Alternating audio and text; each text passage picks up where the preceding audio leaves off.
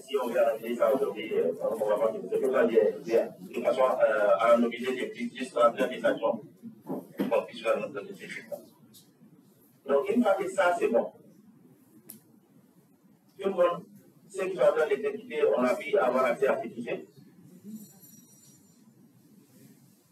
Tout le monde là-dessus. On vient sur R. Ou sur R stylo. On peut ouvrir les R maintenant. Vous ouvrez et déposez les fichiers textes là, sur le groupe. Oui. Hein? Oui. Oui. Oui. Ça va être on va dire oui.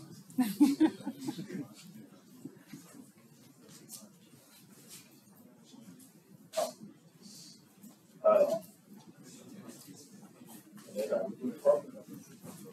une forme de chip, on peut définir qui s'appelle d'abord la et aussi on a besoin des séries de séries. Voilà.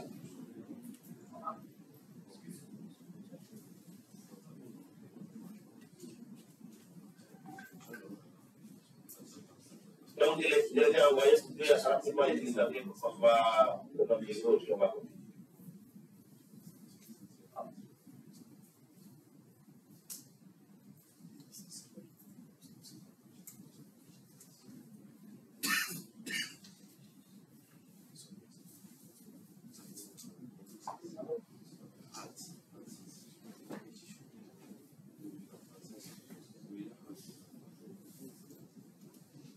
Le fichier, on a pu importer dans R. Non, Télécharger d'abord. Il faut vous plaît, juste R d'abord. On va les faire. Télécharger d'abord. On est à quel niveau là-bas? D'abord, ils vont télécharger. Voilà. On va venir dans RCO. C'est téléchargé. Je pense que dans RCO, c'est visible. C'est visible. C'est visible, mais si tu peux ouvrir Ouais. ton environnement. Si je peux, Ouvre. Oui. Exact. comme ça. Peut-être agrandir aussi. Agrandir, c'est quoi? En haut. C'est nous qui devons enlever ça. On va bien agrandir la couverture. Non, c'est bon.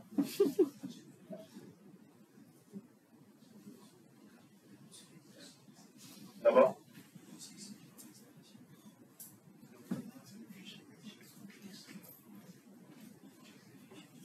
D'abord. Donc, je vous donne un peu la liste des packages qu'on doit utiliser cette fois. Je le mets dans les groupes pour que ça ne soit pas, ça ne mette pas à l'état. Quand vous ouvrez votre RCO, essayez de m'appeler ces packages. Imagine que tout le monde a ces packages. Sinon,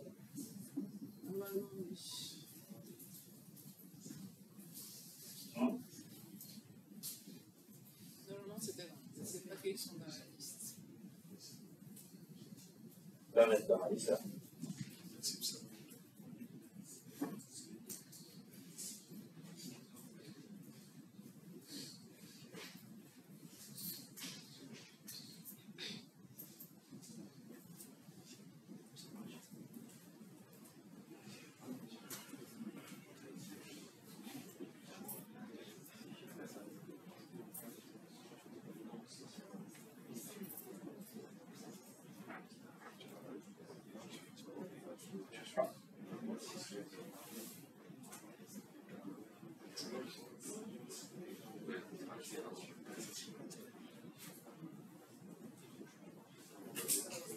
Comment?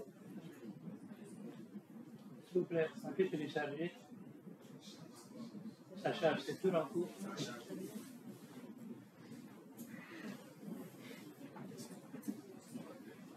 Peut-être que certains récupèrent sur clé.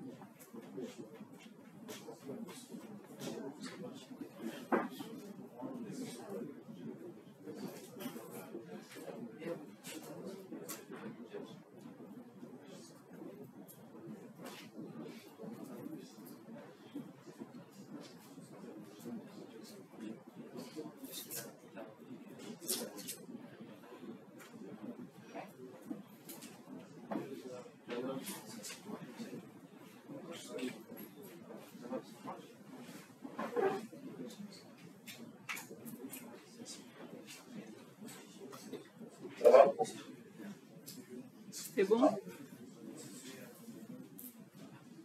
C'est bon par là? C'est bon? Non, il faut juste télécharger. Ok, il faut juste télécharger.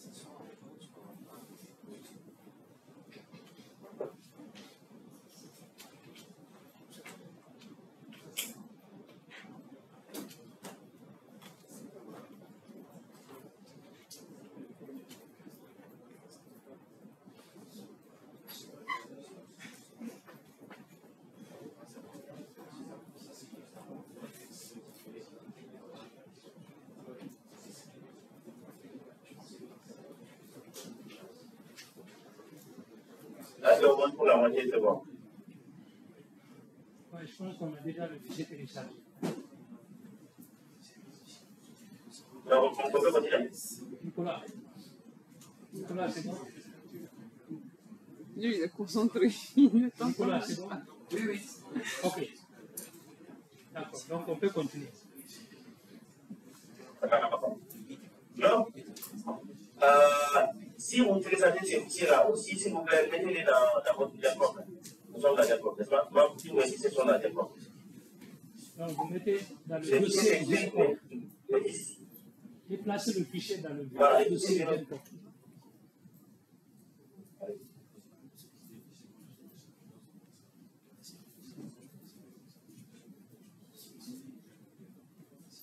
Le dernier fichier, le local contexte que vous voulez télécharger, s'il vous plaît, mettez-le dans le Genpop. Le folder Genpop que vous avez créé, comme ça va passer. Donc, si ça, c'est vrai. On vient ici. Donc, ici, j'ai copié et collé la liste des librairies que vous voulez pour aussi faire tout sur votre script. Donc, écrivez un script. Moi, le nom de mon script, c'est Genpop IPCI. Vous-même, vous voulez qu'on commence depuis le début ensemble. Donc, je ouvre un nouveau fichier. On est là, c'est ça? Oui. Nouveau fichier. Je suis sur un nouveau fichier, c'est ça? Oui. On fait CTRL S, on saute ces scripts-là. Donc, je donne ce nom-là. Ça vient me donner un nom. Moi, j'ai dit Genpop IPCI Baptiste. C'est bon? Et puis, je s'ouvre. Donc, vous voyez en haut ici, c'est ça les noms de mon fichier. Et la première ligne, ça va être une ligne de commentaires. Pour vous permettre, surtout les gens qui, pour la première fois, vont travailler sur les SEO. Donc, vous commandez, moi j'avais dit quoi? J'ai dit Capital Session, FSI. Voilà, c'est bien. Donc, je dis, vous mettez dièse avant l'étude. Donc, tout ce que vous écrivez après dièse, c'est un commentaire et ça ne sera pas édité par le commentaire. Practical Session, FSI, Institut Pasteur pour Côte d'Ivoire. Et je dis Côte d'Ivoire, entre parenthèses, 39 sans bon. Donc, on a juste le coordinateur de travail sur 39 messages.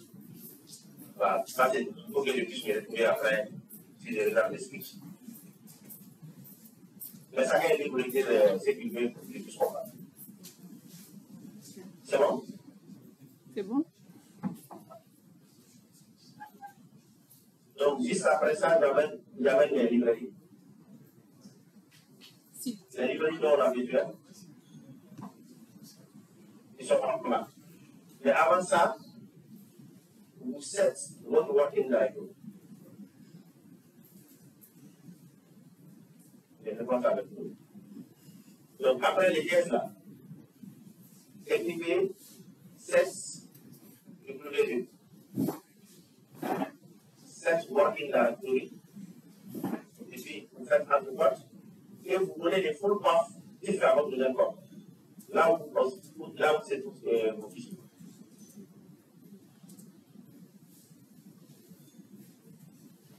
Ça, c'est pas compris.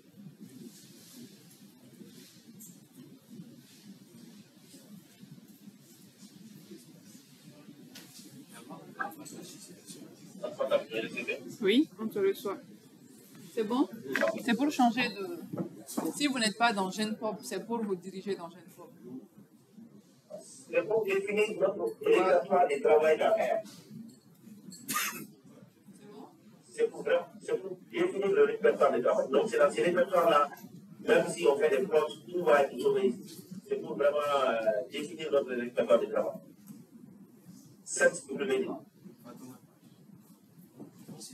C'est ça qui working directory. Pardon. À chaque fois, il modifie une chose. Les gens vont un petit peu perdre. Ok. On va dire des choses, c'est Pardon. C'est cool. ensuite, on peut Il y en a qui modifier ensemble. suggèrent d'envoyer le script. Voilà. Ils vont suivre en même temps au lieu d'écrire directement. Les scripts n'ont pas écrit après. On va faire beaucoup de travail ensemble. Ce n'est pas un script qui est carrément écrit. C'est écrit en 10 lignes de code seconde. Sauf s'ils veulent que si on exécute, si ça marche, après, on peut le faire ensemble. Et après, si ça marche, on peut partager les choses.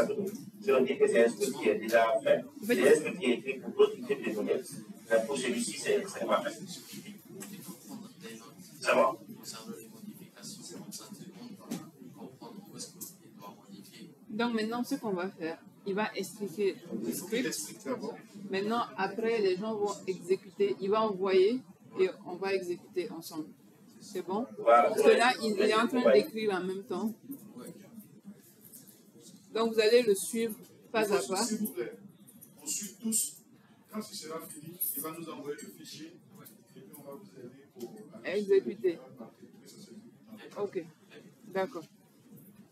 C'est qu'on fait comme ça. Ok, donc on y va. Si on est rapide, de parler. D'accord. Donc, j'ai dit, cette WD, c'est vraiment pour définir les répertoires de travail. Et là, nous, notre répertoire de travail, c'est une fois, c'est ça? Oui.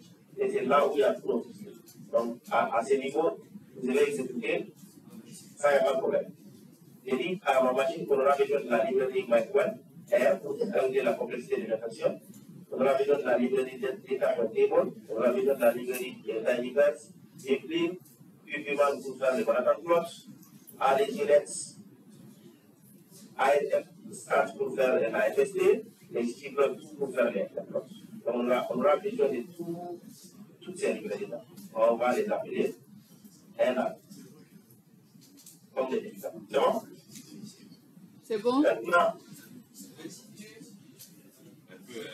Un peu. Il faut suivre d'abord, après, vous allez exécuter sur vos machines. Suivez, on pose toutes les questions et après on va exécuter. et c'est ce qu'on va mettre le budget à les problèmes, on va les solutionner ensemble. Donc, en plus, tout le monde va travailler ensemble. On va écrire les scripts ensemble. De toute façon, moi, je vais dire, il y a des informaticiens dans la table, je vais leur dire ce qu'on veut leur dire. Donc, des fois, on peut faire cette chose ensemble. Ça marche, non? Oui. Voilà. Donc, ici, l'idée, c'est d'amener des livres dans votre fichier. Moi, je les lis ici, derrière, comme data frame, le data frame. Donc, ici, la fonction fread, ça permet de lire les contenus d'un fichier qui se trouve dans votre machine. OK? Donc, j'ai fait df égale fread. Donc, lis-moi les fichiers qui s'appellent. Est-ce que c'est ça, il arrive encore? Alors, on l'a nommé génotype, non? Oui. C'est ces fichiers-là, voilà. C'est ces fichiers-là qui contiennent notre génotype, c'est ça? Oui. On les prend, et puis on va les lire. Et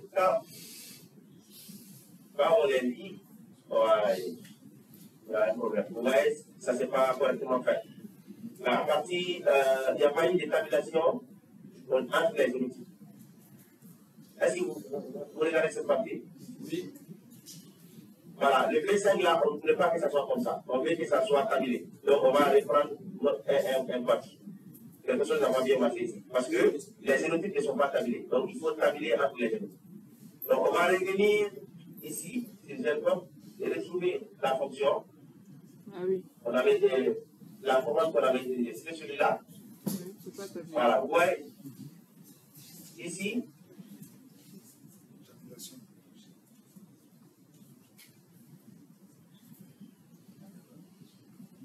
On doit, si on fait un slash. Oh oui, c'est le bloc ici. Les blocs qui sont pas tabulés. Derrière, je le mets ici, on va marquer là. Slash. Slash.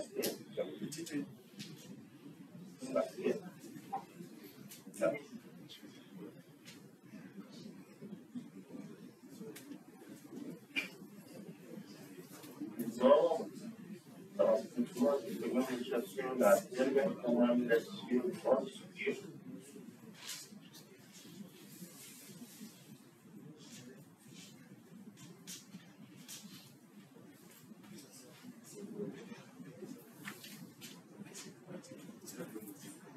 Voilà, ça, c'est un peu des techniques. Je vais vérifier la vraie commande sur le sujet. Voilà.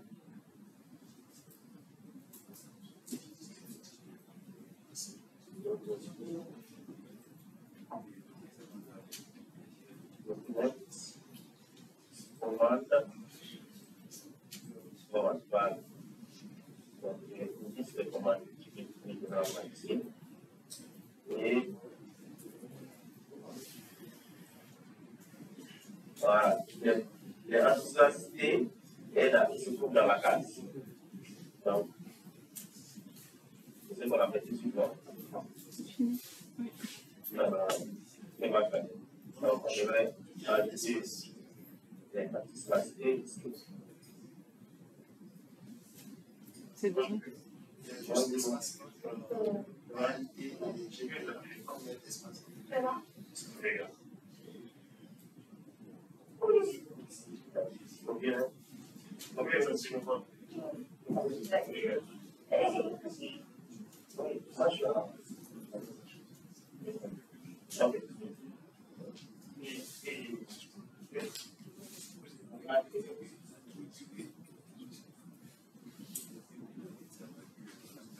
Voilà,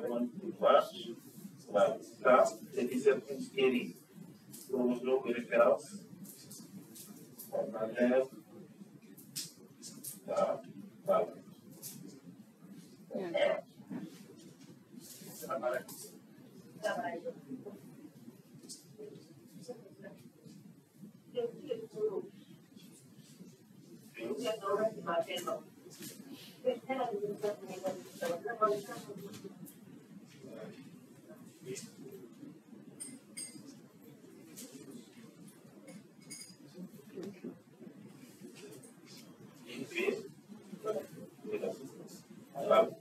Donc, je vais remettre cette commande-là. En fait, là, c'est.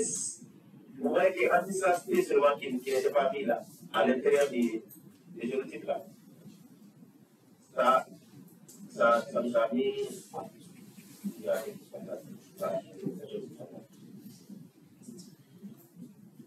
Dans la séquence, on n'avait pas mis l'antistracité au niveau des génotypes. Donc, il n'avait pas tabulé les génotypes.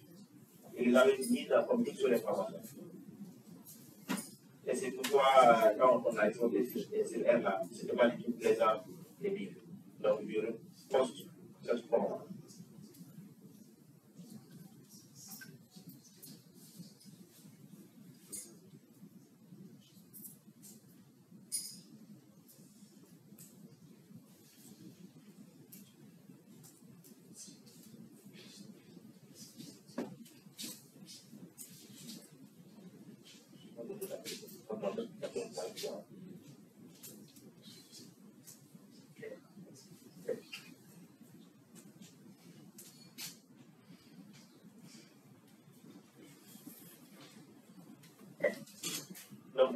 premier fichier, là, je vais le supprimer quoi. Le premier fichier qui fait le génotype là. Ok.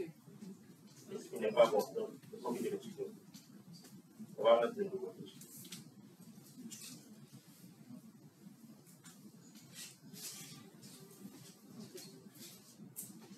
Voilà, je pense que de nouveau, on va les voir. Exprimer. Voilà, vous voyez maintenant qu'il y a l'espace. Quand on met un génotype, il y a l'espace entre les génotypes. Je ne sais pas si vous voyez la différence. Oui. Maintenant, on va amener ça dans le dessous.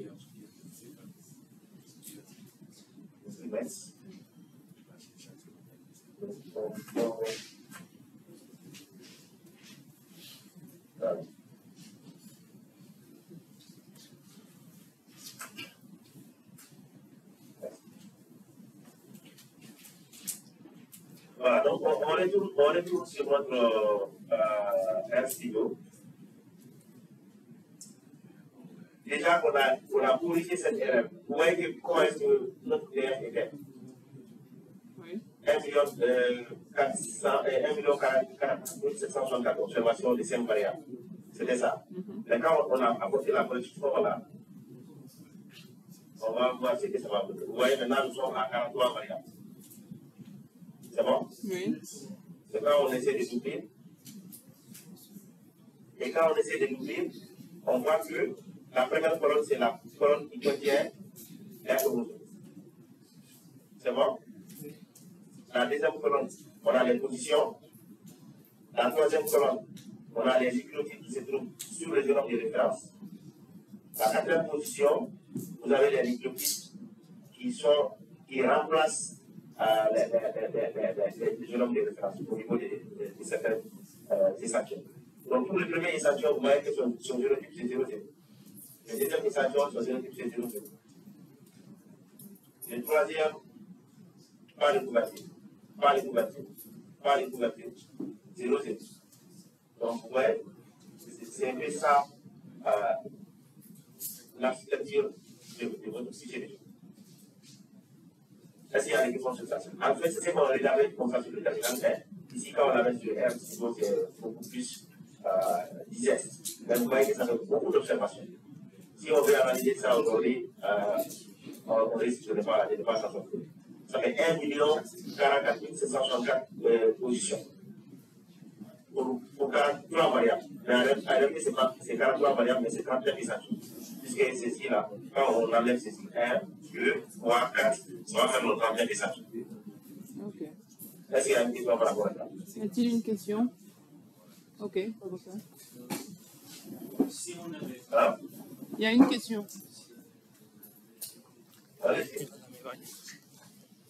Il y a une question. Il va poser. Bonjour, c'est vous. J'ai compris que vous avez fait une colonne pour chaque échantillon. Si on avait par exemple 2000 échantillons, 3000 échantillons, est-ce que c'est le même format que tu conseillerais, c'est-à-dire de mettre une colonne pour chaque? J'ai entendu, c'est quoi? Si on avait combien d'échantillons? Si on avait plus de 2000 échantillons, par exemple, plusieurs, est-ce que tu allais conseiller de faire ça par colonne aussi? Exactement, j'allais conseiller de faire ça. Parce que c'est la façon la plus facile pour moi de générer les FST. Mais si c'était 2000 ou si c'était 3000, moi je n'allais pas faire ces analyses sur RStudio Windows. J'allais écrire un script qui va faire exactement la même chose, mais ça serait sur un serveur. R sur le serveur, donc tu vas. C'est bon? Tu peux, s'il te plaît, afficher le data frame. Le data frame, il est là. Voilà, c'est bon. S'il vous plaît, il est important à ce que chacun sache comment expliquer ce data frame, qu'est-ce que chaque colonne représente. Si vous ne comprenez pas cette partie, il est clair que vous n'allez plus rien comprendre. Comment les données sont interposées ici? Est-ce que quelqu'un se porte volontaire pour nous expliquer la première colonne jusqu'à V4, ensuite nous dire de V5 jusqu'à la dernière colonne, qu'est-ce que ça veut dire?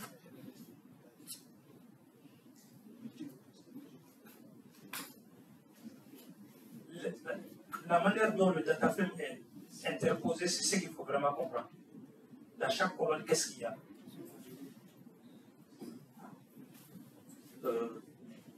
Au niveau de la première colonne, j'ai l'impression que c'est les informations sur les chromosomes. Ça veut dire que voilà, c'est au niveau du chromosome 3. Chromosome 1, c'est ça. Ça, c'est la version. Le V3, là, c'est la version. Mais ici, c'est le chromosome 1. C'est le chromosome 1. Donc ça va faire tous les chromosomes de... Voilà, donc si on avait plusieurs chromosomes, à un certain moment, on verrait le chromosome 2. Après, On va voir. En fait, la colonne là, ça descend. Ça commence par 1, ok, 2, jusqu'au chromosome 14. Donc la première colonne, c'est la colonne pour les chromosomes. La deuxième colonne, c'est pour renseigner la position où il y a eu un mismatching entre la référence et la séquence qu'on a essayé d'aligner. Donc la troisième colonne, il nous dit ce qu'on trouve au niveau de la référence. La quatrième colonne nous dit ce qu'on trouve au niveau de la séquence qu'on a.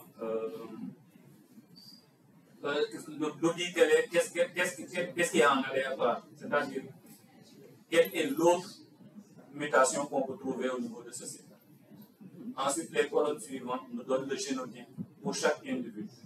Là, par exemple, l'individu 5, il a 0,0, donc ça veut dire qu'il a le même génotype que la référence. 6, 0,0, même génotype que la référence. 7, on n'a pas pu faire le génotypage là-bas. 8, on n'a pas pu faire le génotypage au niveau de cette position. 9, ainsi de suite, ainsi de suite. Et si on avait vu 0, 1 ou 1, 1, là, on aurait dit que pour cet individu, à cette position-là, il a, dans ce cas-là qu'il vient de souligner, il a le génotype de référence et un autre génotype qui est différent de la référence. Et s'il y avait un, on dirait qu'il a un génotype qui est totalement différent du référence. Il n'a pas de génotype de référence. C'est facile. Merci. Je pense que c'est bon. Si on a compris le data frame, on va continuer. C'est bon? Ok. Oui. Ok. Donc, on avait aussi la liste des on a généré la liste des acceptances. Parce que quand on regarde ces data frames comme ça n'a pas de sens. On ne sait pas quel est là, quel est là, quel est là. Mais tout ce qui est sûr, c'est qu'il les met dans l'ordre dans lequel il va mettre la liste des acceptances. Ça, c'est très fort. Ça va correspondre au premier échantillon qui va être généré sur la liste des échantillons. Ça, c'est le deuxième, ça, c'est le troisième jusqu'à quand. Donc, nous, il faut donner maintenant un call name, c'est-à-dire un nom de colonne à ces data frames. C'est ça le plus important. C'est bon? Oui. Donc, on va labelliser les colonnes. Voilà. Ici, on ne sait pas, le programme l'a dit tout de suite. G1, c'est chromosome, donc nous, on va écrire ici chromosome. Ici, on va écrire position. Ici, on va écrire RF. Ici, on va écrire ALT. Ici, on va écrire l'échantillon qui est là, l'échantillon qui est là, l'échantillon qui est là. C'est bon? Oui. Donc, pour faire ça,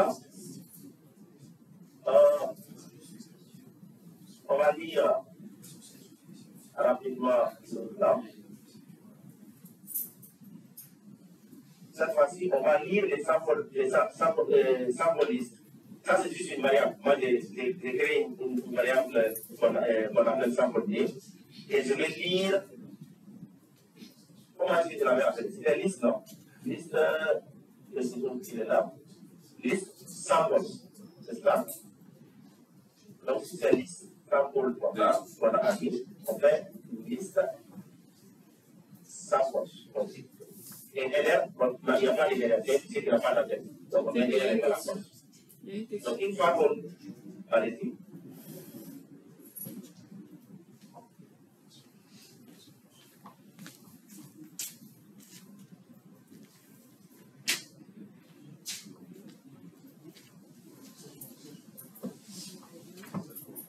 Merci, docteur Soukou. Ma question, c'est par rapport à ce que vous avez montré dans le data frame. Quand vous avez montré les positions du petit dans l'ovaria et la séquence de référence. Ça veut dire que si peut-être que le T est remplacé par le A, ça veut dire que nous pouvons partir corriger au niveau de la séquence, si on fait là les editing des séquences, on peut utiliser cette information quantique pour corriger la séquence. Merci.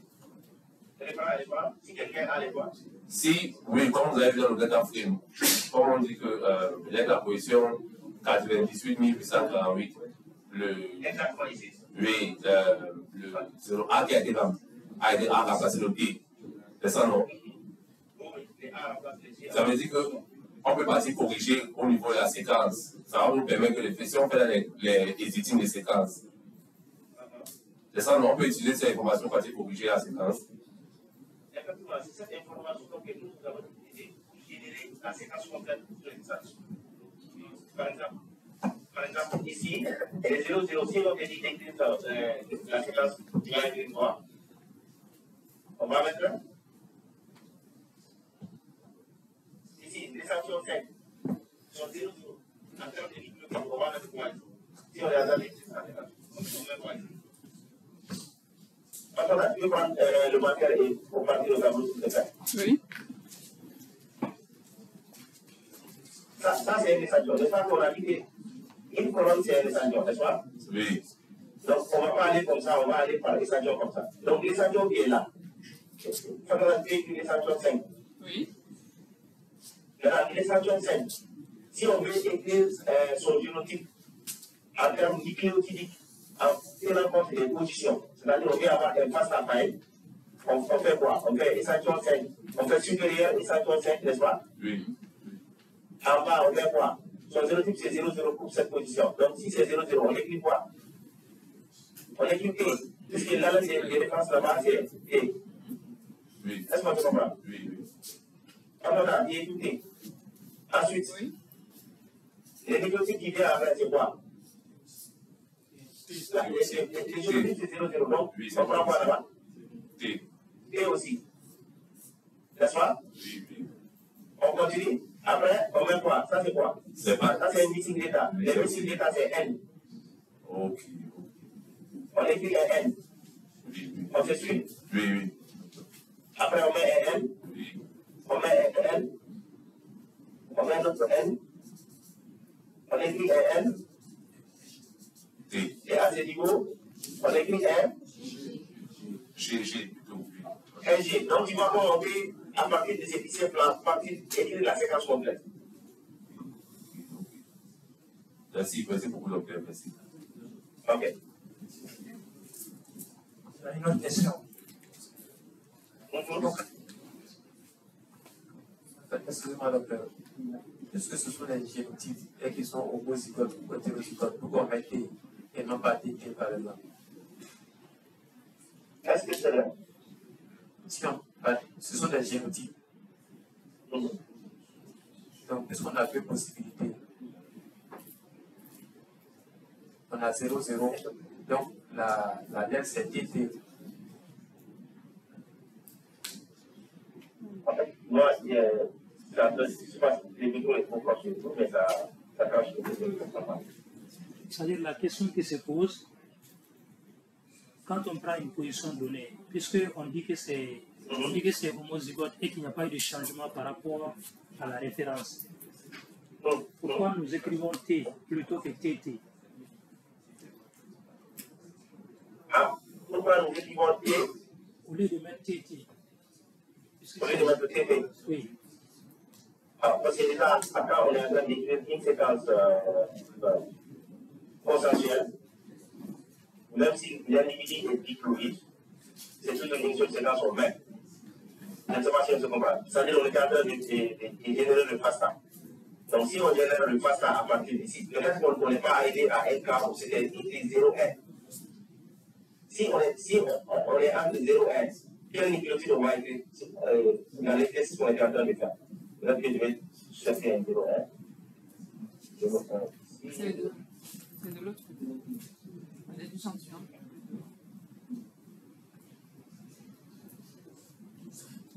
Va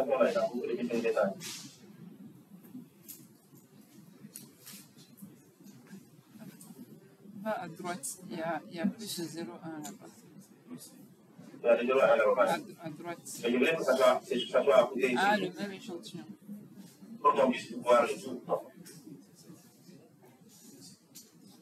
une bonne couverture. C'est ça, cet avion-là, il n'est pas. Moi, c'est ça le rôle de notre officiel. Bon, aussi, je vais faire ça. C'est vrai que c'est un avion, c'est quand il est la grande marque. En fait, ce que je veux que vous compreniez. Voilà. On va peut-être faire ça pour s'accorder. Voilà, où est ce 0 là ici? Si on a en train d'écrire les géométries pour ces derniers, les 0 est dans la séquence qu'on est en train d'écrire, est-ce que c'est les. On regarde la ligne, c'est tout sur la ligne, ou c'est soit LG ou LP, n'est-ce pas? Oui. Je suis en train d'écrire la séquence de V11. V11, quand on projette ici, V11, à cette position, c'est soit LG ou LT, n'est-ce pas? En écrivant la séquence consensuelle, qu'est-ce qu'on prend? Est-ce que c'est D, on écrit ou c'est D, on écrit? Comment on écrit GT? Pour l'échantillon 11, la position, il y a 0, 1. Est-ce qu'on doit prendre l'allèle de référence ou l'alternative? Le G ou le T? Si on a besoin d'écrire une séquence consensuelle, on dit qu'une séquence consensuelle, c'est une seule séquence. Quand on va générer la séquence de consensus, c'est une seule séquence qu'on va prendre. Maintenant, dans ces cas-ci, est-ce qu'il est bon de prendre l'allèle de référence ou l'allèle alternative dans votre séquence? Ici, nous sommes dans l'éthique de diversité. Dans l'éthique de diversité, qu'est-ce qu'il faut prendre? Pour ce que j'ai compris, on travaille sur une espèce qui est en fait haploïde. Mais il va arriver qu'il y ait un coparasitisme. Donc en fait, dans ce cas-ci, il y a eu des individus qui ont la séquence de référence.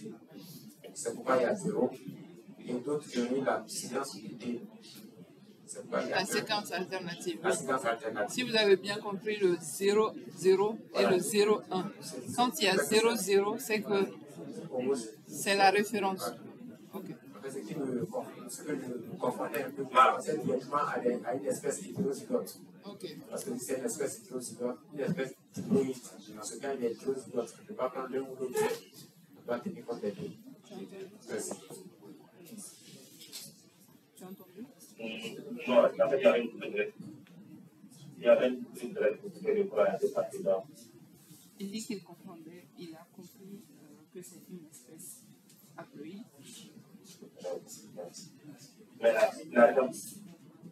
Donc là, le 0,1, ça allait être quel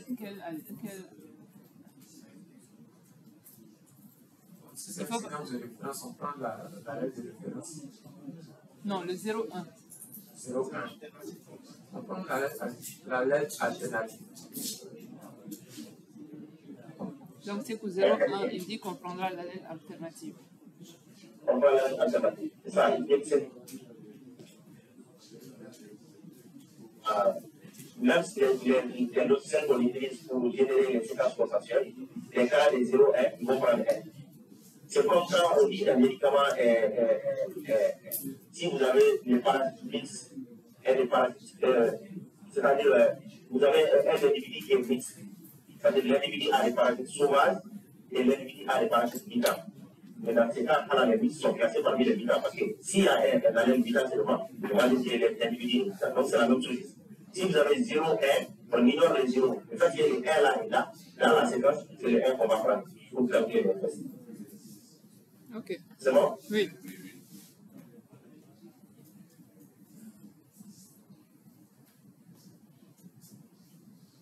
Ok.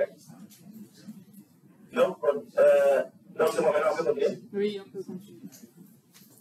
Donc, je dis, on va lire maintenant notre liste des échantillons. Puisque dans notre data, vous voyez qu'il n'y a pas d'entête. On ne sait pas qui est qui. Donc, on va lire notre liste sans modifier les dans le groupe qui est là et qui va contenir les 37 échantillons. Ok? Ok. Donc, là, je l'ai dit, vous voyez, les 37 échantillons sont vides. Les ID, c'est bien ça. SPT 0012. Ce sont les échantillons que j'ai randomly sélectés. Donc, c'est vraiment, ils sont là. 39. Donc, cette ligne, c'était pour lire le fichier dans ça. OK? Maintenant, on va donner un nom des colonnes à notre décafé. Donc, on a dit que les trois premières colonnes.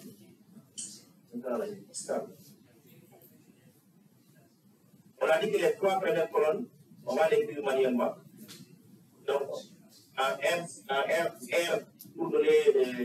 pour définir le nom des colonnes, on fait call names au pluriel et DF, et notre data frame égale.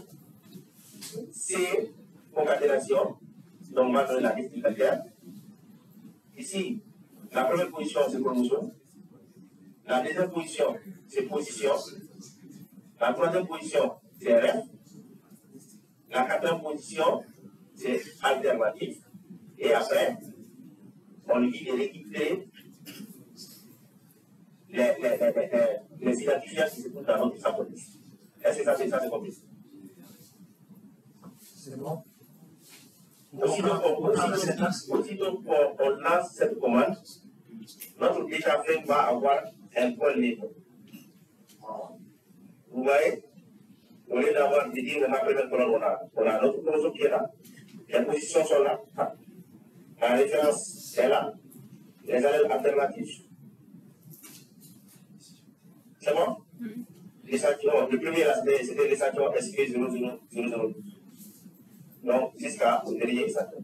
Est-ce que ça c'est clair? Donc, on a un interface qui est beaucoup plus complet. C'est bon.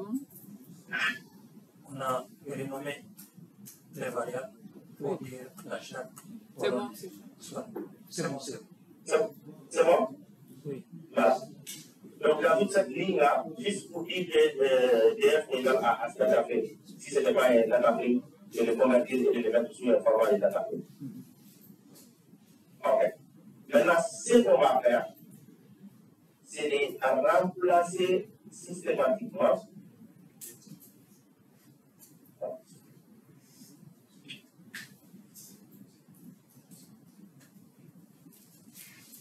il a commencé ensemble.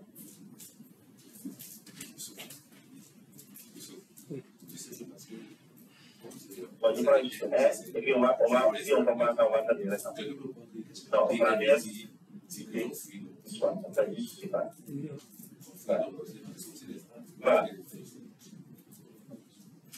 Pardon?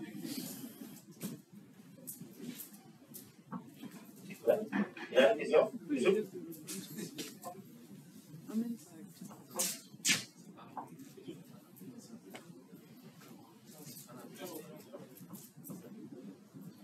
Il faut plus parler.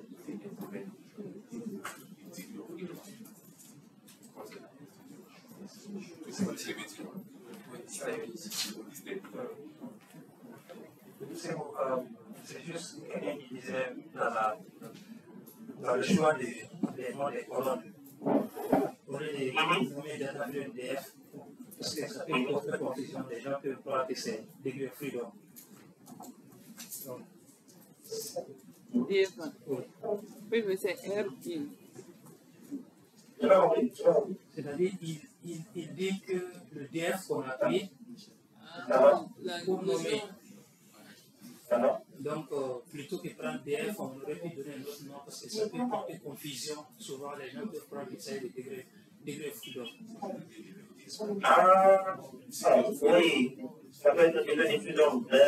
Moi, quand je suis sur R, tout le monde c'est degré. En fait, c'est une habitude, quoi. On aurait dit mettre data, on aurait dit mettre autre chose.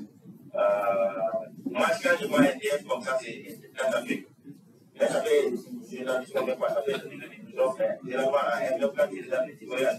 Beaucoup de IF, comme data frame. Voilà, c'est ça, encore une fois, c'est une variable. Quelqu'un aurait dû mettre ID, Bissou, Moussa, les plus importants étaient de ne pas prendre une variable qui est utilisée comme NA, comme true, comme false. Si ton nom ne se trouve pas dans ceci, vraiment, une variable, c'est pas. D'accord, merci. Il faut continuer. Donc, l'exercice maintenant, c'est quoi? L'exercice, c'est qu'on s'était dit tout de suite, c'est de pouvoir remplacer systématiquement les 0,0 là uniquement par 0. Ok? Au lieu d'avoir B avec lui, on va recoder pour dire que si c'est 0,0, c'est 0. Si c'est 1, 1, c'est 1. Mais si c'est 0, 1 aussi, c'est 1. S'il vous plaît, est-ce que vous comprenez ça, cette conversion? Il dit qu'on va faire une conversion. Tous les 0,0 vont être transformés en 0. Tous les 1,1 vont être transformés en 1. Et tous les 0,1 vont être transformés en 1. Pourquoi on transforme de 0,1 en 1?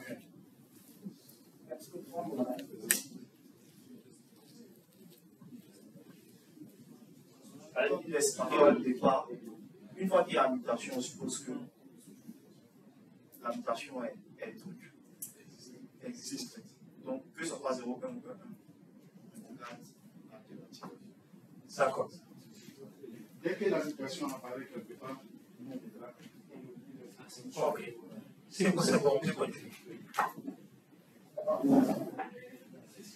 Oui.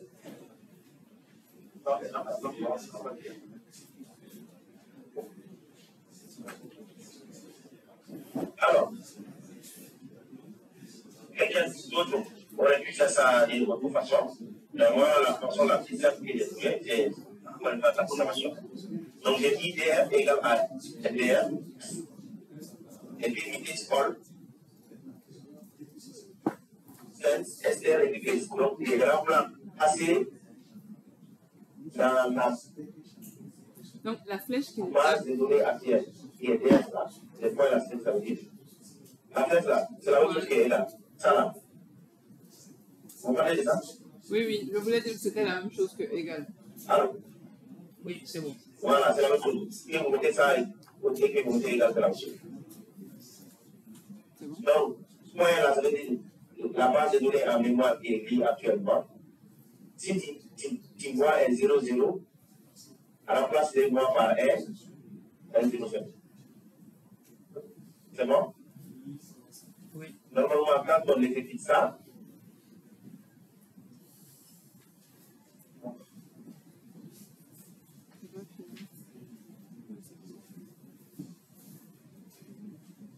vous voyez, on n'a plus de 0,0.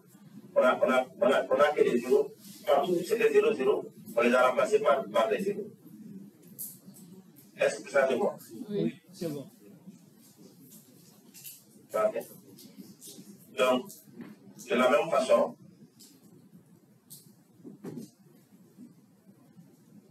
cette fois-ci, quand c'est 1, on va dire qu'on a affaire à des lettres. C'est ce qu'on avait dit, non? Oui. Ensuite, si c'est 0, 1, on a affaire à des lettres. C'est bon?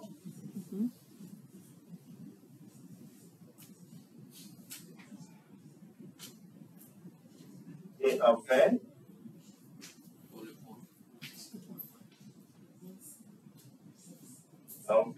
si c'est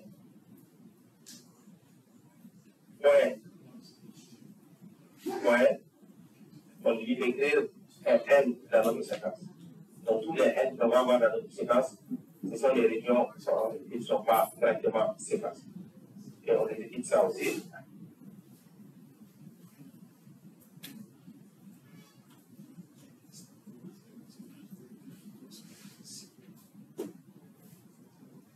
Voilà. Donc on peut dire, j'ai écouté sur notre à quoi descend notre data frame. Oui, on a soit les 0, soit les 1 ou soit les 1. Est-ce que c'est bon? C'est bon jusqu'ici. Vous voyez qu'on est en train de transformer notre data frame au fur et à mesure. Ok. On peut continuer.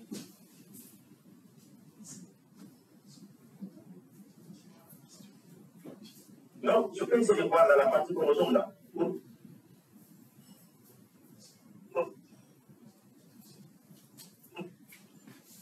Et rassuré. et voilà.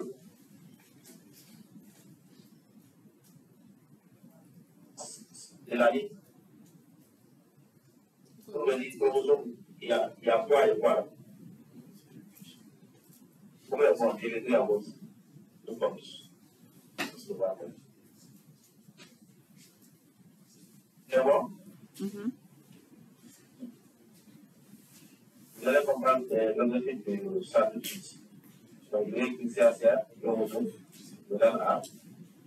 Si vous voulez, on met ça dans cette variable. C'est assez. OK?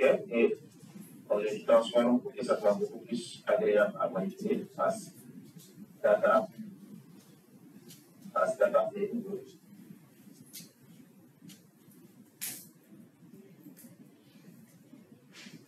Voilà.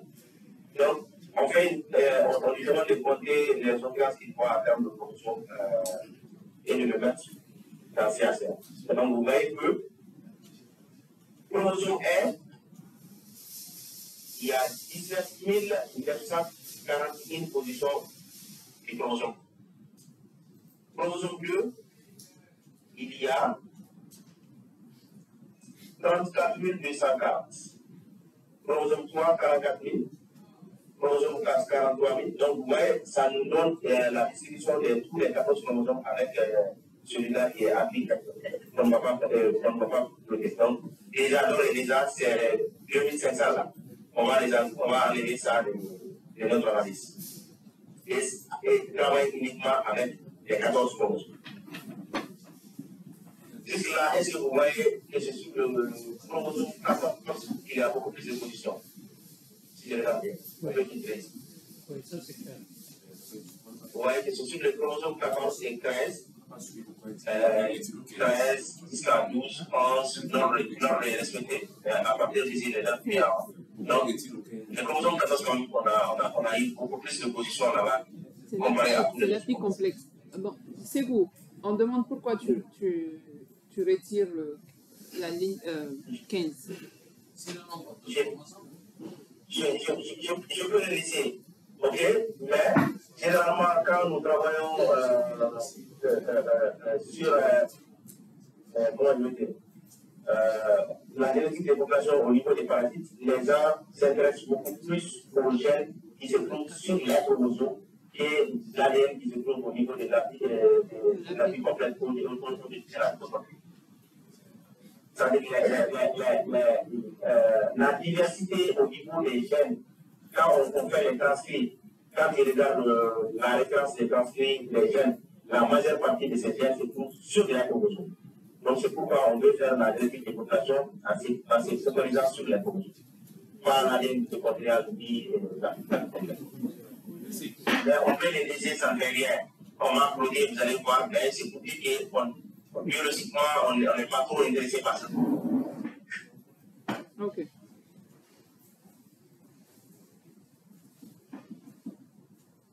Donc ici, ça a 1 million de positions là. On ne va pas finir dans la région. Donc il faudrait qu'on fasse une sélection randomisée par chromosome pour aider à léser notre data. Est-ce que vous m'entendez? Oui, on t'entend. Voilà, j'ai dit quand on veut lancer l'analyse avec 1 million de positions, on ne va pas finir. Donc c'est pourquoi je propose que par chromosome, pour qu'on puisse voir les FSI le long de tous les chromosomes, donc on choisisse un nombre de 100 positions de façon aléatoire. On sélectionne ça par chromosome et filtrer notre data à partir de ça pour faire les restes des analyses. C'est bon? Oui. Oui. Voilà. Donc, rapidement, on va chercher. Donc, ça, c'est un peu compliqué parce que ça ne peut pas partir. Moi, j'enlève ça. Voilà. Donc, le plus important maintenant, c'est la sélection random sélection. Donc, random sélection, si on veut commencer par chromosome R, qu'est-ce qu'on fait? On fait une position de chromosome R, position, ok? égale, on fait sample, pas sample. Et là, la fonction sample, comment ça fait? Donc, ça veut dire, comment il se valide, comment est-ce quelle est la séquence de la fonction sample? Sample, c'est pour faire un tirage aléatoire.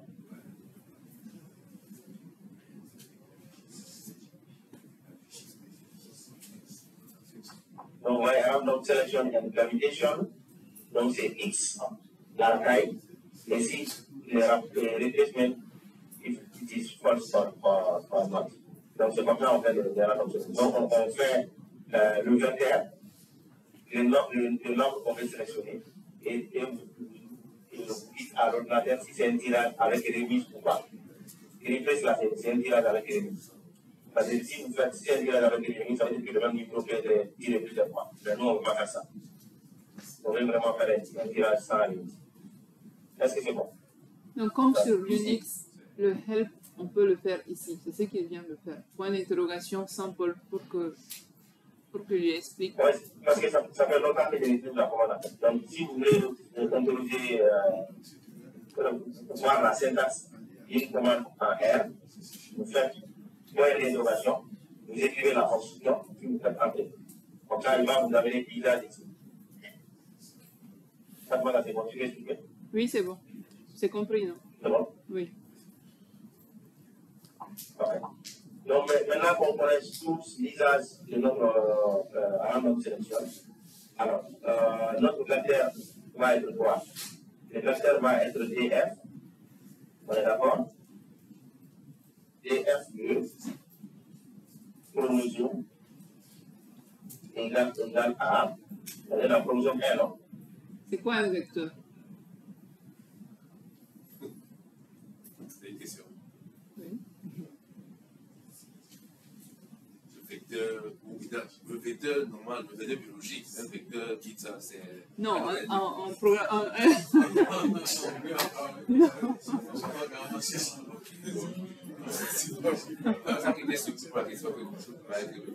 Non, parce qu'il a dit notre vecteur. Donc, je ne sais pas si vous avez compris quand il a dit notre vecteur, c'est DF. En réalité, le vecteur, c'est DF. Oui. C'est les observations. On va tirer de façon aléatoire la position. Oui. Donc, ouais, ça va limiter un vecteur. Ok. C'est qu'on demande Hein? le vecteur. Ah, un vecteur. Pardon? On dit ici que sur R, une colonne, la colonne est le vecteur. On donne en donnant un index à toutes les positions. Donc, une colonne peut bien être un vecteur. Un vecteur, c'est un ensemble de données, concaténées en R, mais chaque donnée est indexée à un index. Si vous avez un vecteur de taille 10, ça veut dire que vous avez 10 variables dans le vecteur. Si vous avez un vecteur de taille 20, vous avez 20 variables différentes dans le vecteur. Okay. Ici, par exemple, j'ai écrit en bas x égale à DF, et DF chromosome égale à chromosome 1 de la deuxième colonne. Quand on regarde DF ici, première colonne, deuxième colonne, c'est dans la deuxième colonne qu'on a les positions, n'est-ce pas? Donc, on veut mettre la main sur les positions qui se trouvent à la deuxième position, mais du chromosome 1. Donc, ces codes-là, ça s'écrit comme ça. Vecteur égale à DF, DF chromosome égale à. Vous mettez le numéro du chromosome et vous spécifiez le numéro de colonne. Normalement, quand on fait ça, vous voyez, X va venir, il est très large, va être très grand. Donc, quand on fait X, le premier élément du vecteur, vous voyez, c'est 98 848. On peut venir tester ça sur le DF. Vous voyez, le premier élément ici, c'est 98 848. Ok. C'est bon? Oui. Ok. Maintenant, je ne sais pas si la position là, si la machine est en train de le prendre comme un mythe ou un caractère. Ce que je vois là, c'est qu'il le prend comme un mythe. Laisse-moi ça avec STR. STR, BDR. Alors, position, ouais, la position, il est en train de le prendre pour le moment comme il n'y a pas de souci. À la fin, on va le convertir. Sinon, ce n'est pas des caractères. Mais ce n'est pas des cas. Donc, quand on sélectionne les positions comme ça, donc on dit chromosome 1 position, donc c'est symbole vecteur. Donc toute cette information qu'on a écrite là, tout ça, c'est pour renseigner le vecteur. Après, dans la séquence, on dit size. On dit qu'on veut prendre 100 par chromosome, c'est ça là? Oui. 100, et puis on dit replace, comment on dit replace, je n'ai pas la place. Replace, dans la syntaxe, il y en a un replace, non? Replace, c'est là en poche. Donc, replace, c'est la force. Parce que ça devient un peu gros là. Pourquoi c'est de l'électromédie? C'est bon, non? Oui, c'est bon. Voilà. Ça, c'est pas ça, moi. C'est pas ça. Donc, la séquence, c'est 100 volts. Notre vecteur qui est dans ça, c'est d'aller dans notre feuille, sélectionner les chromosomes 1 et les positions qui se trouvent sur le chromosome 1 et de façon aléatoire, de retenir moi 100 positions dans ça et il ne faut pas faire un remplacement. Donc ça va nous permettre de sélectionner sur le chromosome 1. Et vous voyez de façon aléatoire, voici les positions qu'il a sélectionnées pour le chromosome 1. Chromosome 1, si on clique sur le chromosome 1, vous allez voir les 100 positions qu'il a. Parmi les 100 000 et quelques, de façon aléatoire, il a sélectionné ça, c'est ça. Ok. Donc nous, on a fait un tirage aléatoire, on n'a rien fait, on a fait un tirage pour hasard. On n'a pas dit les premières 100 positions, les dernières 100 positions. Non, on ne va pas dire pas. Est-ce que ça dépend? Oui, c'est bon. D'accord. Donc, vous voyez qu'il y a d'autres pour écrire une fonction, puisqu'on a jusqu'à 14 chromosomes. Si vous pouvez passer ça 14 fois, les informaticiens vont lire de moi. Mais dites-leur qu'on a écrit quoi c'est.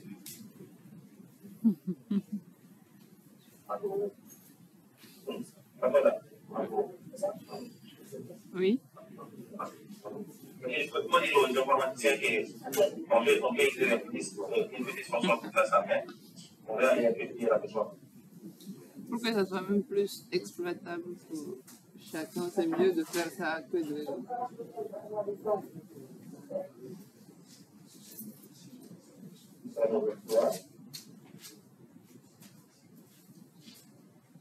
Non, je sens que ça fatigue Armel.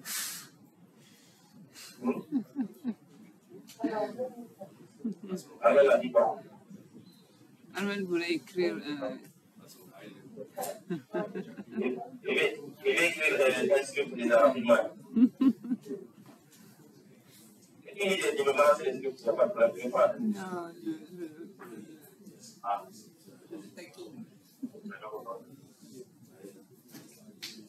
Mais notre là, il est là-bas. Mon binôme est là-bas. Lui, il est fort dans ça.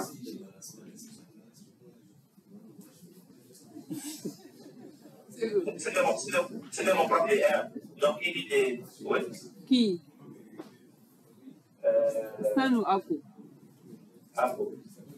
Ah, ok. Il est là. Il est en train d'écrire des scripts aussi.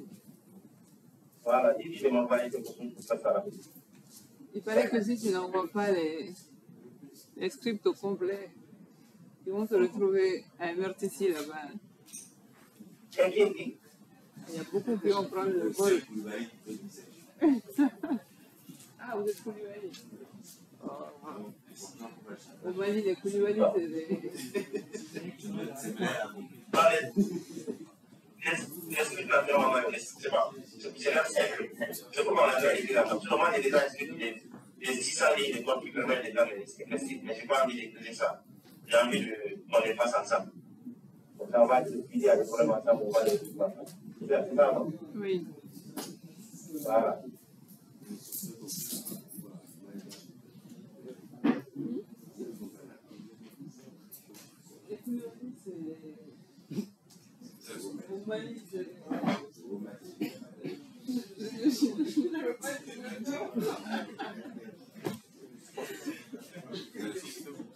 Il a déjà dit. Il a déjà dit. Non, je n'ai pas dit d'abord. Il y a une question, c'est quoi? C'est laquelle? Il va il sauvegarde le micro. Ok, merci, Dr. Sissoko. Je veux savoir, dans les scripts que vous écrivez là, donc, c'est quand il y a un changement sur le chromosome qu'on utilise replace. Par exemple, si c'est 0,1, on sait que c'est 1. Donc, c'est-à-dire que la séquence de replace a été remplacée avec un mutant. On utilise replace. C'est seulement ça, non? Non, non. On a dit de faire des tirages aléatoires. Mais dans ce tirage aléatoire, on ne veut pas qu'il y ait des remises.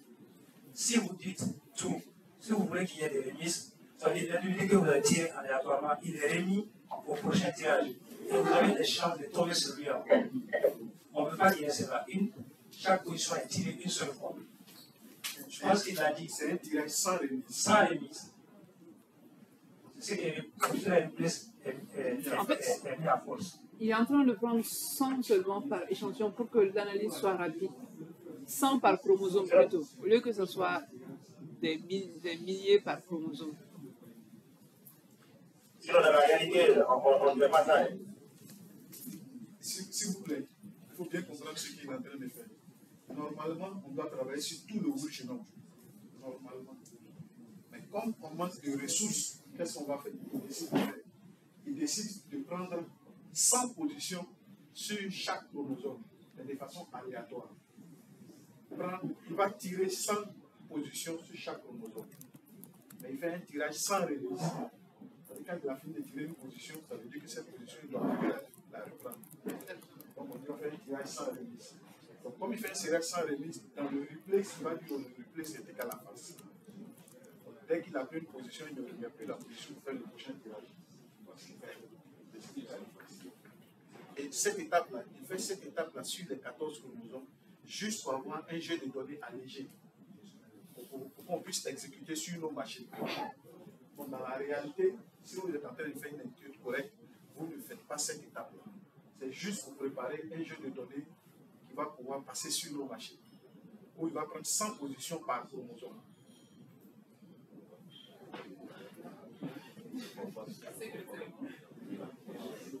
C'est bon, on peut continuer. Il a dit les sans prendre la parole. C'est ça, merci beaucoup. Si c'est possible, je ne vais pas parler. Je ne vais pas parler. Non, c'est ce que. Quand c'est bon, c'est tellement bon que je préfère ne pas parler. D'accord, donc on continue. Oui. Alors, on a les jeux de nos 14 chromosomes, c'est ça? Oui. Donc, on va alléger notre DF. On va faire un DF1 en disant que la DF1 égale à DF. OK? La sélection, c'est au niveau des positions, c'est ça? La sélection, c'est au niveau des positions. Oui.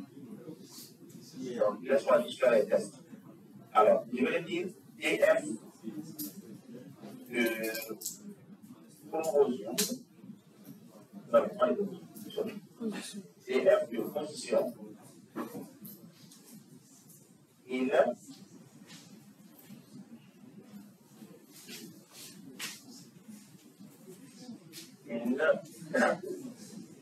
chantage promotion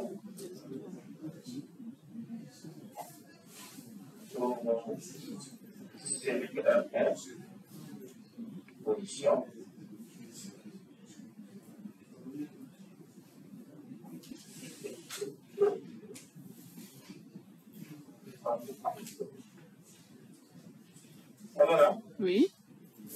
juste tester ça. On va dire à DF, j'ai sélectionné les positions qui sont dans les positions du chromosome pour voir si ça marche avant d'écrire les restes. Donc, on voit que DF1, on se retrouve avec 162. Et quelqu'un peut me dire tout ça? Pourquoi 162 observations? Normalement, ça devrait être 100. N'est-ce pas? Oui. N'est-ce pas? Parce que souvent, il y a des positions qui ont été tirées dans le chromosome 1, ils ont été tirées dans le chromosome 2 aussi. Alors? Oui. On se comprend? Oui. Il y a ces positions-là du chromosome 1 là, qui firent peut-être parmi les positions du chromosome 2 aussi. Donc, on a chromosome 13, 7, et voilà. Donc, il faut qu'on y aille, qu'on fasse les deux ensemble. Donc, il faut, on va faire DF,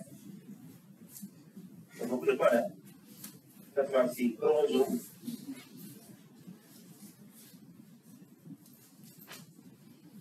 Chromosome pourcentage in. OK? In. Ça n'a pas besoin de la chromosome 1, on va dire. Alors? Vous pouvez fermer vos micros, s'il vous plaît. Le micro.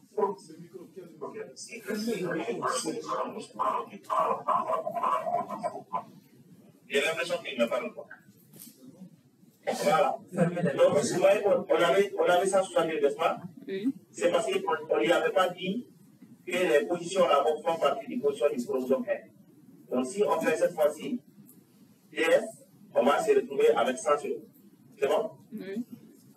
Parce qu'il y avait des positions qui ont été tirées aléatoirement et qui se retrouvent dans d'autres chromosomes. Donc, il faut ajouter chromosome et position.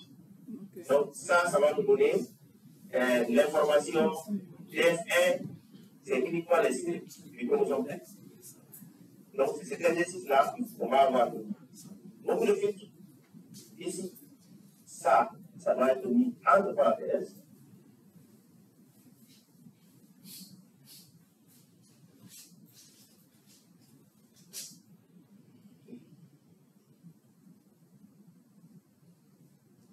Yeah. It's the same condition. Sorry.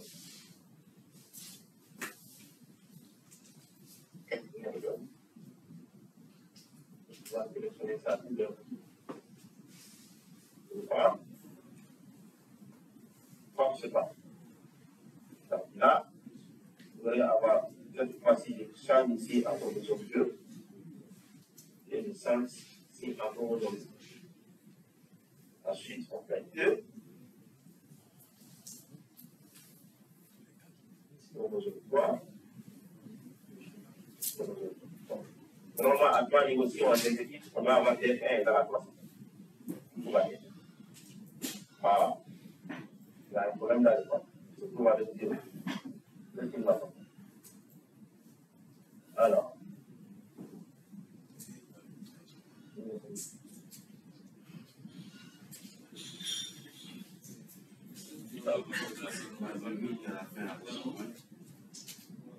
Pardon? Le virgule à la fin. Le virgule à la fin, là. Oh oui. C'est normal. C'est normal, sauf qu'on va englober tous ces sites, je ne sais pas, parce que souvent,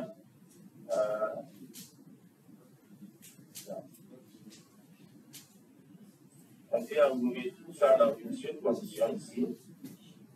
Je vois si ça va marcher. Ça marche de quoi?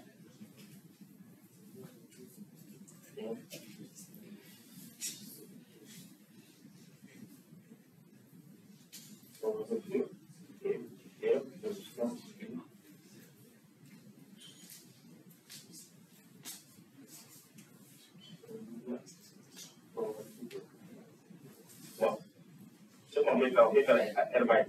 Je pense qu'on est déjà fait par le temps. Parce que le un match. Alors. OK.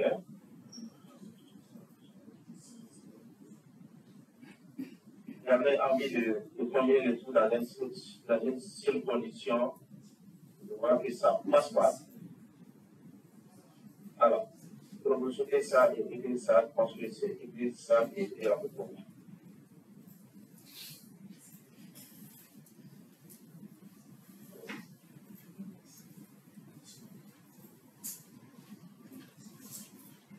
Voilà. Est-ce qu'on y a ça? Oui, on t'entend. Ok. Je dis, de la même façon dont j'ai dit l'autre là, on aurait dit que toutes les conditions dans une seule condition pour que ça marche, mais ça prend beaucoup de temps pour vous prendre. On va gratter, on va finir tout de suite. Ça, c'est quoi?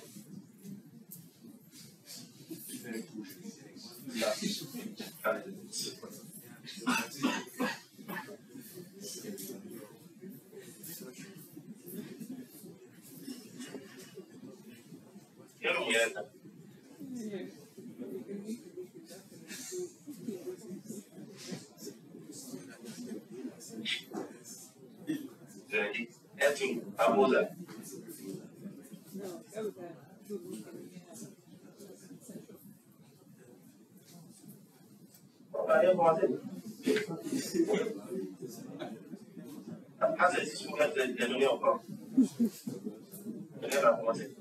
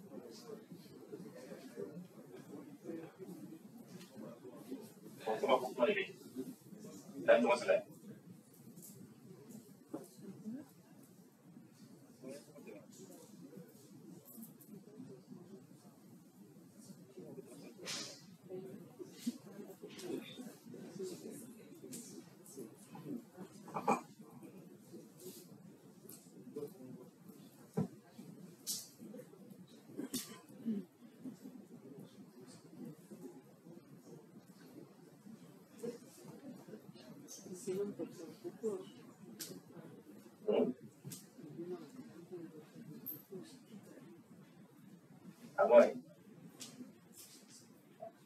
Il y a plus de problème.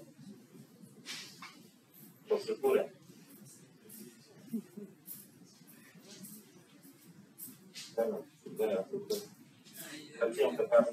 Celui qui était parti prendre de l'air un peu. Ah. Ça chauffe.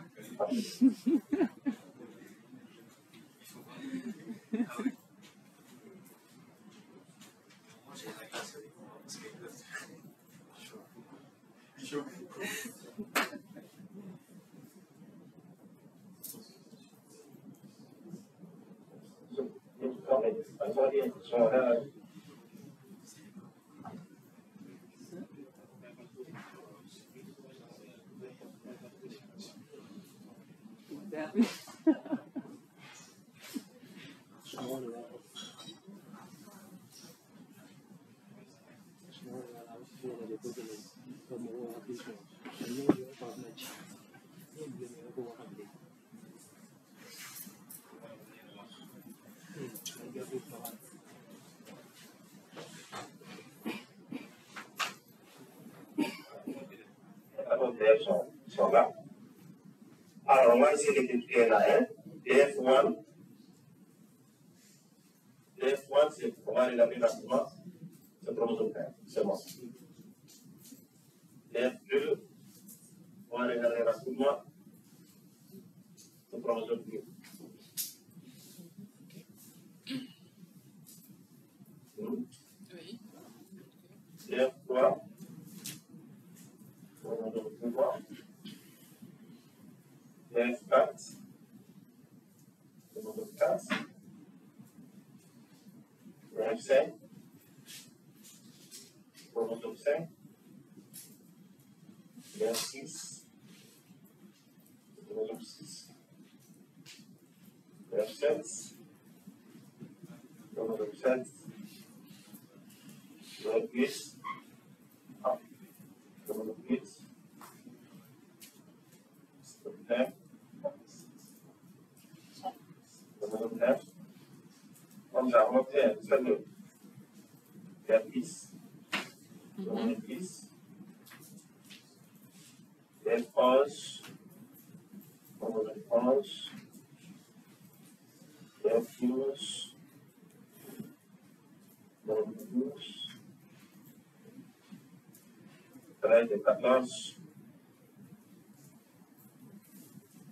13, non, 13, vous voyez que 13, ça va être changé, vous voyez le bien. Donc, 13, n'est pas changé de position.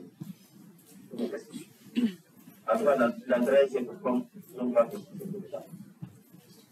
Oui, c'est pas la 13. Ah, c'est. Ok. Ouais. Donc, 13. C'est vrai que 13, c'est la 14. C'est bon? Oui. Voilà.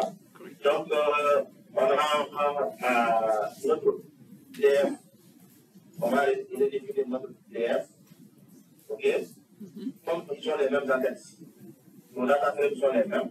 Donc, on va juste faire DF égale à Romain. DF 1. DF 2.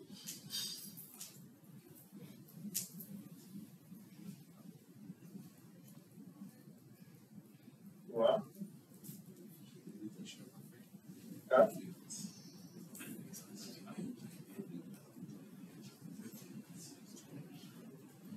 5. 6. 7. 8. 9. 10. 11. 12. 13. Et 14.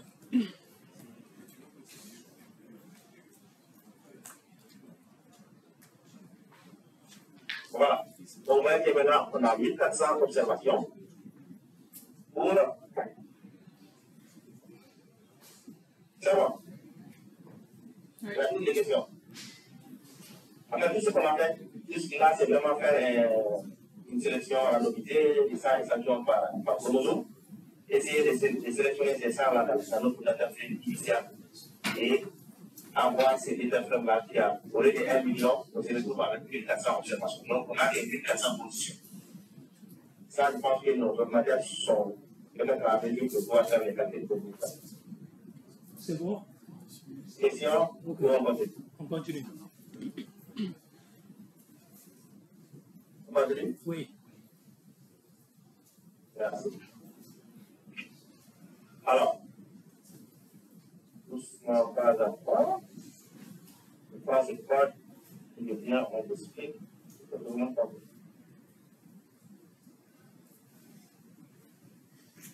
Bien, très bien. Donc, là, il est commandé ici. Ici, ce qu'on a envie de faire, c'est générer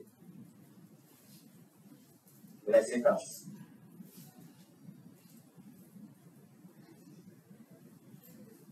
Hein? Donc, générer les séquences, on veut se débarrasser des deux premières positions. On s'en fout de chromosomes maintenant, on s'en fout de positions. On veut travailler avec des références et alternantes. On veut parcourir notre séquence pour si c'est un 0, on veut que ça soit remplacé par 1. Et si c'est un 1, on veut que ça soit remplacé par 1, ainsi. C'est bon, on comprend le éthique. C'est qu'on va faire. Donc ça, c'est notre. On se suit. On veut générer les séquences. Avant les 1, là, vous voyez qu'on a les 0 et les 1. C'est où? Pour cette façon-là, vous voyez. S'il te plaît, la nouvelle phase, on va commencer tout de suite. Tu peux réexpliquer quel est l'objectif, qu'est-ce qu'on veut faire, quelle transformation on va faire sur les données. la transformation progressive sur le données, vous voyez la colonne là. Si on prend cette colonne, si les tout DF, cette colonne, on va générer les séquences complexes en tenant compte des positions. Ici, on a les N, mais on a les zéros. On veut plus les zéros, on veut que les zéros soient remplacés par des séquences nucléotidiques. C'est bon. S'il y a les R aussi, on veut que ça soit remplacé par des séquences nucléotidiques. Pour avoir une séquence nucléotidique, soit A, B, C, G, D ou bien N. On va avoir une séquence qui contient A, B, C, G et N. Est-ce que c'est bon? C'est bon. C'est-à-dire qu'on veut utiliser les premières informations, les premières colonnes que nous avons, plus les informations des zéros pour reconstituer nos séquences. On veut reconstituer les séquences. C'est vraiment ce qu'on veut faire maintenant. Donc on peut continuer. Donc, c'est pourquoi les deux premières colonnes là, ici on se dépasse mieux. On fait DF, moins 1 et 2, donc on laisse les colonnes 1 et 2. Donc je reste avec DF1. Mon DF1 va contenir dans la séquence, ça va, la première colonne va commencer avec la référence, alternative et puis les messages. Donc l'objectif ici c'est vraiment enlever les deux premières colonnes sur le mode de côté et mettre ça dans une variable qui s'appelle DF1. Et récupérer d'abord les call names et DF1, c'est-à-dire initialement quels sont les call names, on va les récupérer dans Pulse. Ouais, le call name correspond au soit promotion, soit référence, soit alternative, ou bien essentiel. Donc c'est une donnée comme ça on peut avoir. Alors, donc les DF1 égale on les transforme sous forme de data as data from the DF1. Et ensuite, ici l'objectif, c'est de mettre tous ces éléments-là sous format caractère. Parce que s'ils ne sont pas dans le même format, si certains sont en format int, certains sont en format caractère, ils sont ramassés. Donc c'est pourquoi il faut parcourir toutes les données et s'assurer qu'ils sont tous sous format caractère. Il se peut qu'ils sont déjà sous format caractère, mais ça ne fait rien s'ils ne sont pas, parce que les machines ne sont pas les mêmes. Les 0, 1, si tu les télécharges dans certaines machines, il va les considérer comme des ints. C'est l'autre qui va les considérer comme des caractères. Donc, s'ils sont des ints, il faut les transformer en caractères. Je sais que ça aussi, c'est un nouveau dans la programmation. 0 peut être écrit de deux manières dans la programmation. Soit 0 est considéré comme un caractère, soit 0 est considéré comme un entier. 0 entier et 0 caractère, ce n'est pas la même chose. 0 entier, on peut faire des calculs avec ça, alors que 0 caractère, on ne peut pas faire des calculs avec ça. Donc, dans la programmation, c'est tellement, toutes ces choses-là sont très, très importantes. La nature des données est très importante. Écrit 1997, ça peut être écrit de deux façons. 1997 entier, ou bien 1997 comme étant seulement des caractères, des strings. Est-ce que ça c'est bon? Donc là, on peut donner une licence, on peut une fois tous des caractères. C'est pourquoi on commence à partir de 3, parce qu'on sait que DF1, ici, 1, 2, 3, donc on peut convertir ici les 0, 1 là, s'ils sont en entier, et les mettre en caractère.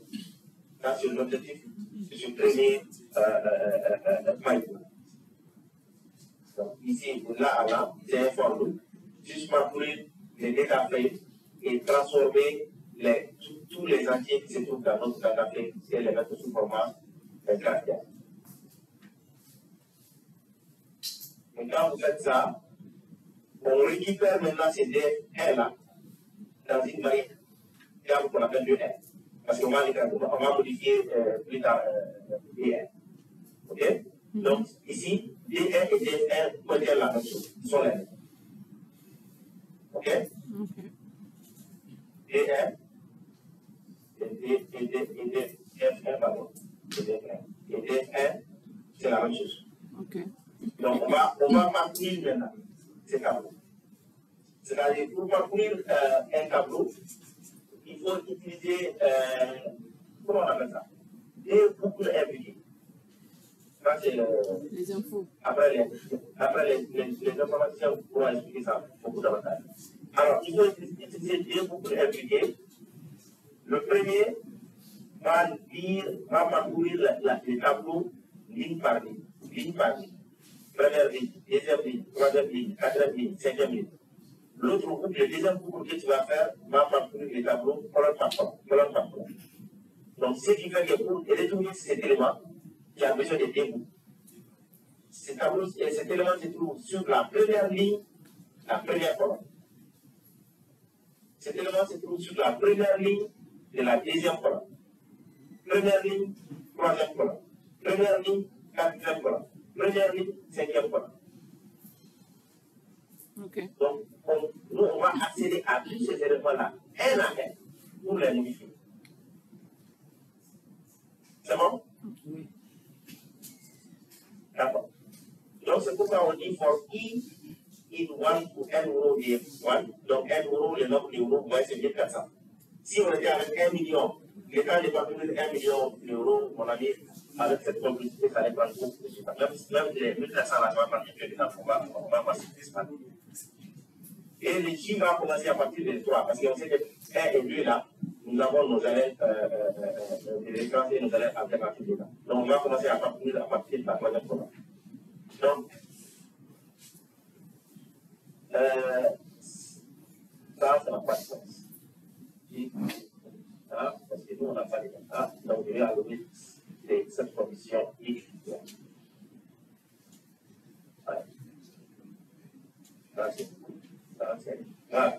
Donc, on va parcourir F1, la première ligne, c'est la dernière ligne. Les 1 euro, c'est la dernière ligne. Et ici, on va parcourir les colonnes, de la colonne 3 à la colonne 41. On a 41 colonnes. Donc, on va dire que si les D1 et IJ se trouve que c'est égal à 0, alors DF1 de IJ est égal à DF1 de IN. Qui peut expliquer ça?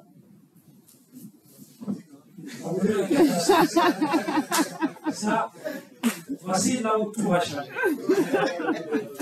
Ça, on a besoin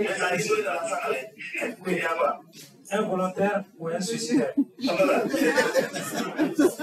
Un suicidaire. Essayons. Tel qu'il a dit,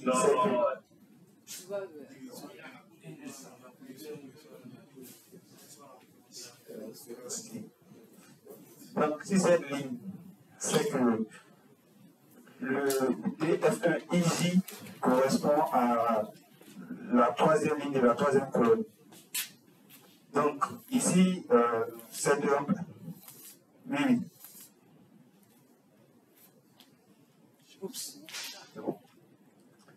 Donc ici, le logiciel va reconnaître les séquences. Attends que ce soit affiché, s'il te plaît.